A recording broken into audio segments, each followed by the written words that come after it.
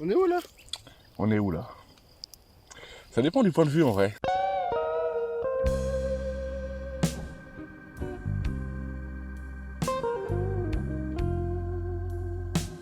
J'étais en Selon... soirée, je me Non, réveille là. selon le point de vue, on peut être au milieu de nulle part, tu vois? Non, mais c'est vrai.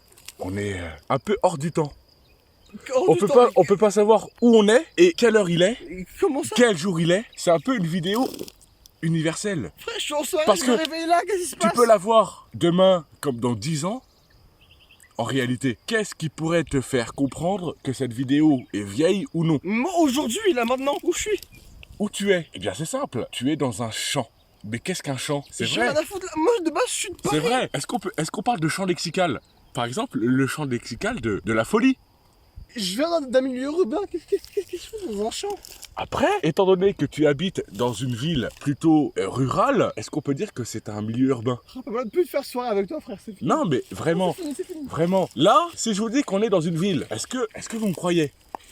D'accord. Mais si on tourne la caméra un peu par là et que vous voyez l'arrière-plan, juste derrière moi, là, vous vous dites, ok, le gars dit pas des conneries. On est dans une ville. Mais qu'est-ce qui sépare la ville de la non-ville? Moi, je vous le demande. C'est une question vraiment sérieuse. Parce que, en réalité, c'est un peu ténu. En réalité. Là, on pourrait dire qu'on est clairement dans la campagne. On est dans un champ. On pourrait très clairement dire qu'il peut y avoir des tracteurs qui peuvent passer inopinément. Mais en réalité, regardez, je ne suis pas seul. Je suis avec mon acolyte. Ici, là-bas. Attention. Qu'est-ce que j'étais en train de dire? C'est vrai. Qu'est-ce que des mots?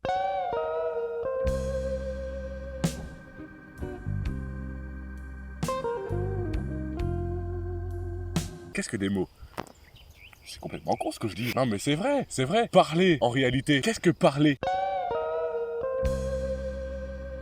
Là, c'est juste émettre des sons. Mais en réalité, ces sons ne veulent rien dire en dehors de ce que les gens leur prêtent comme définition. Par exemple, là, je parle. Mais en réalité, en dehors de territoire dans la langue, dans lequel la langue est parlée, je ne dis absolument rien. Ou en tout cas, rien qui n'est compréhensible et rien qui n'est... Je n'ai plus les mots. Et d'ailleurs, mon acolyte est complètement muet.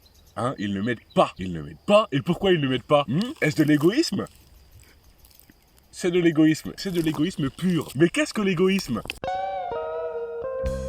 J'en ai aucune idée, parce que vous croyez que je suis docteur, moi? Vous croyez que je suis philosophe, peut-être? Non, je parle pour ne rien dire, parce que en réalité, parler, qu'est-ce que c'est?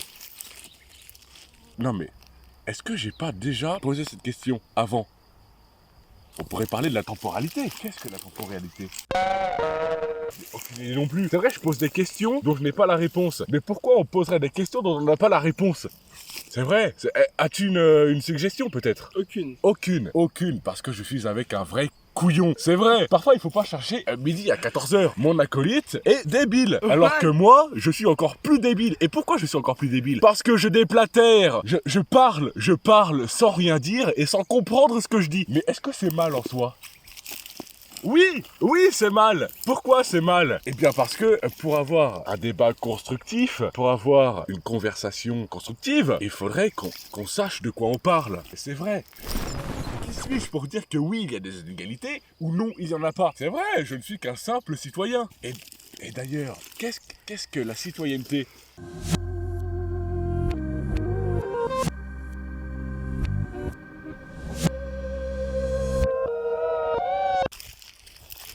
On nous rabâche dans les cours d'histoire que la citoyenneté, c'est avoir plus de 18 ans, être né en France ou avoir des parents qui sont nés en France, ou alors être immigré et être marié pour avoir les papiers, ou alors avoir les compétences nécessaires afin d'être naturalisé. Quelles sont ces compétences? Je vous le demande, quelles sont ces compétences? Eh bien, ces compétences sont pouvoir parler français correctement, suivre une discussion en français, la comprendre et interagir, et surtout suivre nos coutumes. C'est vrai. Mais, y a-t-il des gens qui sont naturalisés et qui ne répondent pas, qui ne correspondent pas à ces critères? Ils seront prêts à suivre nos coutumes au moins? Eh bien, il faut leur demander. C'est vrai. Comment pouvons-nous savoir si on ne leur demande pas? C'est vrai, on est rempli de préjugés. On nous dit, oui, les étrangers, ils font pas d'efforts, ils ont la nationalité française un peu trop facilement. Eh bien, moi je dis que non. Ou peut-être que oui, c'est vrai. On ne sait pas vraiment si on ne leur a pas, si on leur a pas posé des questions sur comment ils se sentaient par rapport à ce nouveau pays, à cette nouvelle culture, à cette nouvelle langue, à la barrière que cette langue impose. C'est vrai, c'est difficile, on peut pas se mettre à leur place. Il leur faut peut-être plus de temps. On ne sait pas, on ne sait pas. Tout ça pour dire que le ciel est bleu aujourd'hui.